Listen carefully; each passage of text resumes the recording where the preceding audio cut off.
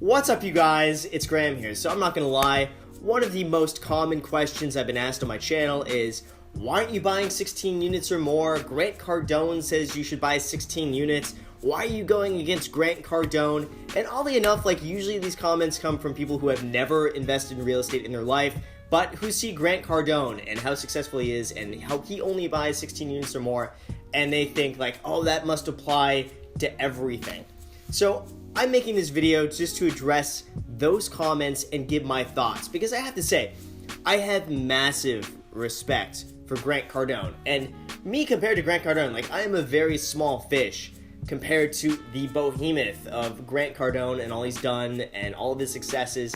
I'm a really small fish compared to that guy. And you can't argue with his success, but at the same time, I have my reasons for doing what I do, just as he does doing what he does. So I'm not so much here to disagree with Grant Cardone, but instead just give my thoughts and why I'm doing what I'm doing. And maybe I can shed some light on this whole disagreement thing about why he buys 16 units or more and why I'm not doing that. So let me first start by explaining what Grant Cardone says, and I just want to make a very blanket statement here that there's not really an end-all, be-all, 100% tried-and-true method to investing in real estate that's correct in 100% of the time. There are so many exceptions depending on the situation that could make one method better than another or one method worse than another. So I just want to say that even though Grant Cardone says this, it isn't necessarily true in 100% of the situations. So let me first start by explaining what Grant Cardone says. So he says you should invest in minimum 16 units at a time. So the reasoning behind this honestly is pretty logical. So instead of having one tenant with one unit paying you 100% of your rent, you have 16 tenants who pay 100% of your rent.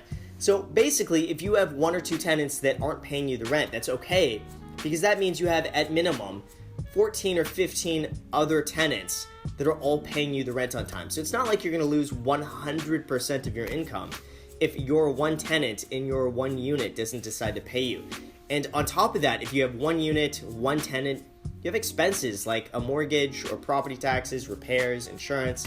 Those aren't going away. I mean, those are there whether your tenant pays you or not. So on the surface, it does make sense that the more tenants you have, the less risk you have from one tenant not paying and that screwing everything up. You also have what's called the economy of scale, which means you have one building with one roof, with one foundation.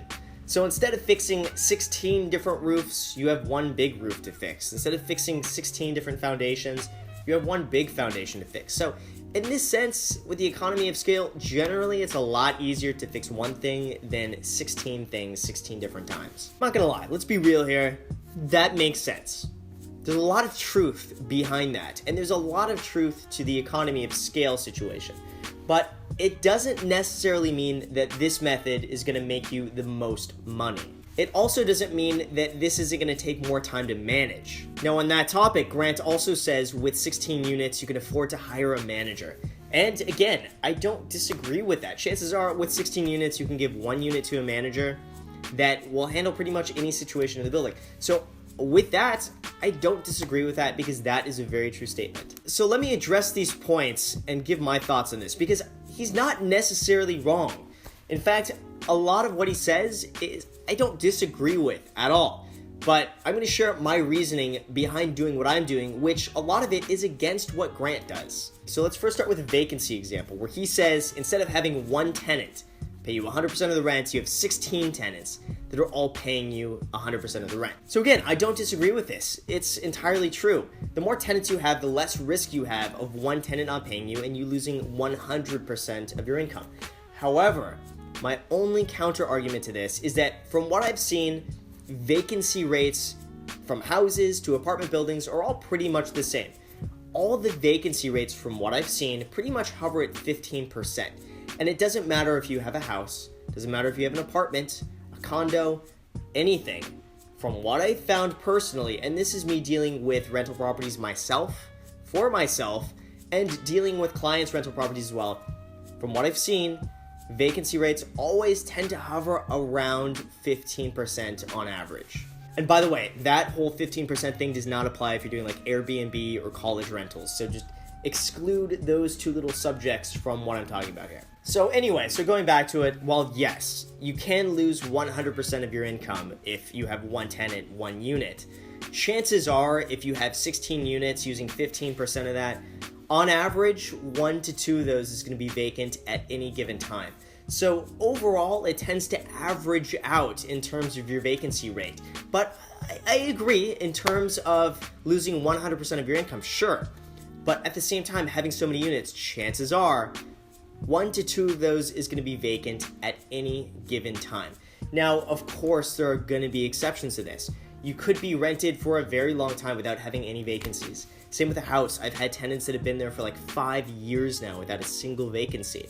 Now, I'm talking on average. Same thing like with an apartment building. You could be fully occupied for years at a time, and then all of a sudden like 5 people move out at the same time. Same thing with a house. It could be occupied for like 5-6 years. And then all of a sudden your tenant moves out and it takes you like 6 months to re-rent it. So all of these situations are possible, but I'm talking about the average here of being about 15%. Now, again, with Grant, I completely agree. It's not like you're going to lose 100% of your income with 16 units because all 16 tenants leave at the same time. The chances of that happening are pretty much slim to none. So in terms of risk of losing 100% of your income for a time, yeah, I have to give it to Grant. The chance of that happening for 16 units is pretty much non-existent. Whereas if you have a house, yes, if your one tenant leaves your one unit, obviously you lose 100% of your rent.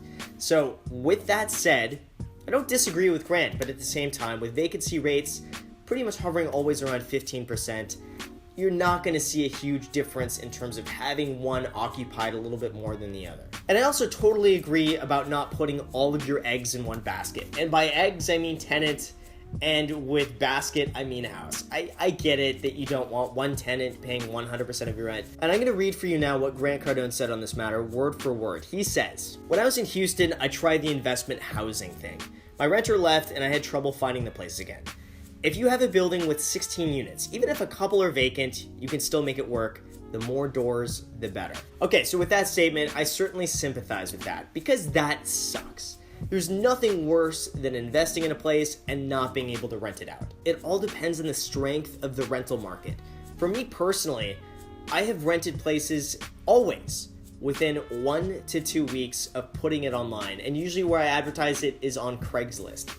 And from what I found, unless you're asking way too much money for a place, it should not take you longer than 1 to 2 weeks to fill a vacancy. I have never once had an issue filling a vacancy with really good pictures and pricing it where it should be. Now keep in mind, I'm in Los Angeles with a really strong demand for rental properties. And by the way, this whole renting within a week or two thing has been consistent for me from 2011, which has been one of the worst housing markets I think we've all seen in a very long time, as it is today in 2017, which is probably one of the best housing markets. So from what I found, as long as you price a property appropriately and use good pictures and pick up your phone and show it anytime a tenant wants to see it, there should be no reason you can't fill that vacancy within 1 to 2 weeks. And Grant, if you happen to be watching it, just know I have massive respect for you. I really enjoy your videos. I pick up a lot of knowledge from what you have to say. But I also feel that if the property was maybe in a more desirable location, you wouldn't have had such an issue renting it out. So again, just to repeat myself for the millionth time, whether you have less than 4 units or more than 16 units, from what I've found, vacancy rates all stay about the same, so it doesn't really affect the real return of a property by saying that like one, you're gonna have less vacancy than the other. The only difference from what I see is that you have more tenants paying you a smaller amount, but that doesn't really affect the real return of the property. So now let's discuss the argument of economies of scale. And again, this is a very valid one. To repeat myself, you have one building, one roof, one foundation, one place for all the contractors to go to. I'm not gonna lie, that definitely simplifies things. Just a quick disclosure here, because I don't want to mislead anybody, but I don't have any properties that are larger than 16 units. However, I've helped manage a few of these for clients of mine when I first started in real estate who had massive like 20, 30, 40 unit buildings that I would help rent out. And what I found in these is that you generally have much higher expenses than you would on a smaller single family house or a smaller like multi-family place of like 2 to 4 units. Now, instead of having one house, one toilet, one kitchen, one tenant, one place for things to break, you now have 16 units, 16 places to lease out, 16 tenants to deal with, 16 kitchens to deal with, 16 toilets to deal with, 16 different things that can all break versus just one thing with a house. And the cost to repair one toilet in one house is the exact same to replace one toilet in one apartment building, except maybe where the tenant's paying 1/6 or 1/8 of what the tenant's paying who is in the house. I mean, just the cost to repair things is pretty much the same, whether the tenant's paying you $400 a month or $4,000 per month. But I don't disagree that yes, you have one roof, one foundation, a lot of shared things where you have one manager on site who can hopefully fix a lot of the issues that come up. With that, you generally just get more expenses. And again, to repeat myself, the cost of fixing a leaky sink for a $5,000 per month tenant is the exact same cost as it is for a tenant who's paying $500 per month. And also, the work to rent out 16 units is the same as renting out one unit, except on the one unit you can ask a lot more money versus 16 units where chances are you're getting a lot less rent. So you're putting in the same amount of work for less rent versus renting out a larger place that you get more money per month, the same amount of work. So in the end, from what I see, it all tends to be about the same. So while I totally agree that it simplifies things to have one building, one place to manage, one place to go to, and while apartment buildings generally make a little bit more money to compensate for the added expense that you're going to have to go through, it doesn't necessarily mean 100% of the time that that building is going to make you more money than a property that's like 2, 3, or 4 units. And yes, while a manager would certainly help with the amount of time it takes to manage, it needs to be factored in your return just as the same way it would on a single family residence or something that's 2 to 4 units. Now, for Grant, I totally understand why he prefers 16 plus units, especially when he's buying 10, 20, $30 million buildings. It would be a nightmare coordinating to buy like 100 houses and rent out like 100 different places scattered all around the city.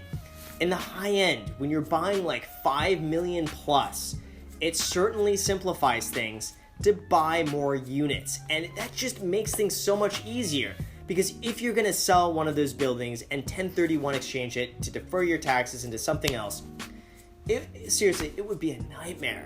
I can't even imagine the time and coordination it would take to sell off like 50 or 100 different homes all around the same time and use that money to funnel in something else. It just wouldn't be practical. So I totally get why Grant Cardone in the larger price ranges prefers to invest in much larger buildings. It's just, like, that makes sense. And if I were buying $10 million buildings, I would be doing the same thing. So if anybody here is buying like $5 million and over, chances are you should go the multifamily route, and you're wasting your time spreading that like $5-10 million out over buying like 10 little like smaller deals. So I agree with that. That makes 100% sense. So what I've discovered from all of this is that it really just depends on what your return is and how much money you make from one building over another. It's just money, and it just depends what's gonna make you the most money for your investment. And from what I've seen, they all tend to make about the same. Like an apartment building in a good area of Los Angeles is always gonna be returning between 3 and 6%.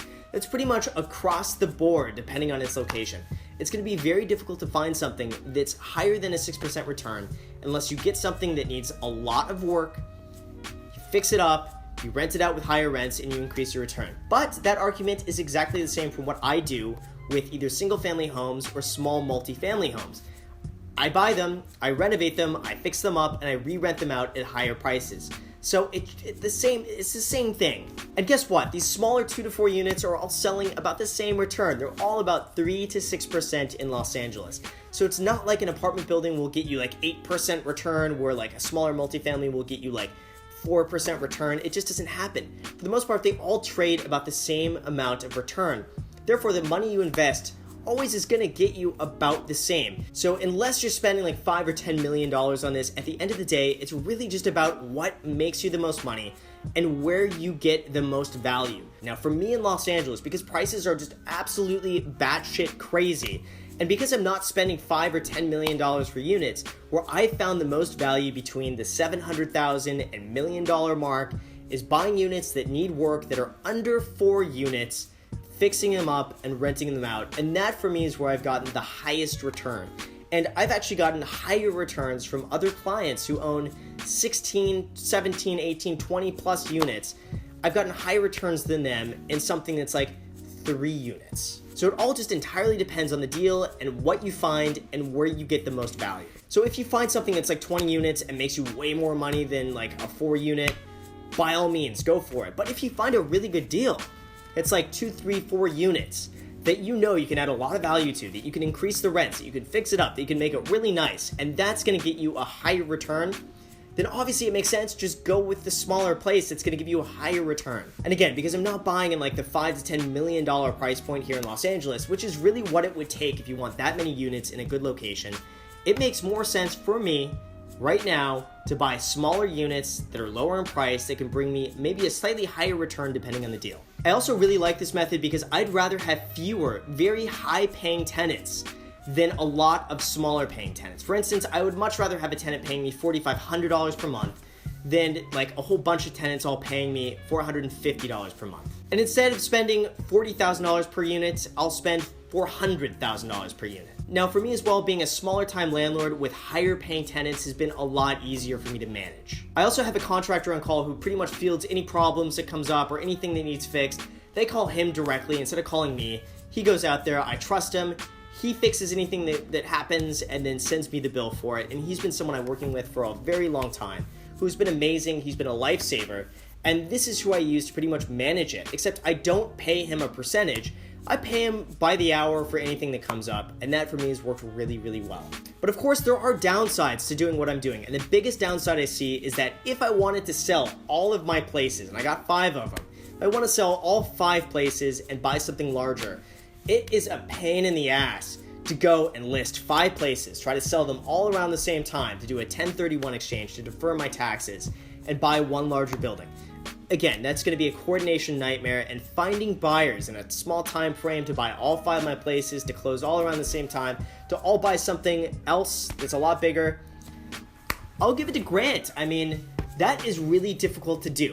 So from that standpoint, that's definitely the biggest downside I see, is that if I want to sell all my places and put all that money in one big building, it's going to be really hard for me to do, and it's going to take a lot of time, versus if I just put all my eggs one big apartment building. If I want to sell that, it's going to be a lot easier. So anyway, to sum things up, I don't disagree with Grant at all, because there are certainly a lot of very good advantages to what he says, and by no means is he wrong with anything that he says. So I definitely see a lot of benefit in everything he talks about, and I definitely see the upsides, but it's not the end-all be-all like blanket statement like this is the only way to invest in real estate, because frankly there are so many ways to make money in real estate, and there's not like one size fits all for everybody. So I hope that explains why for me I'm investing in smaller multifamily places than buying something that's 16, 20 plus units.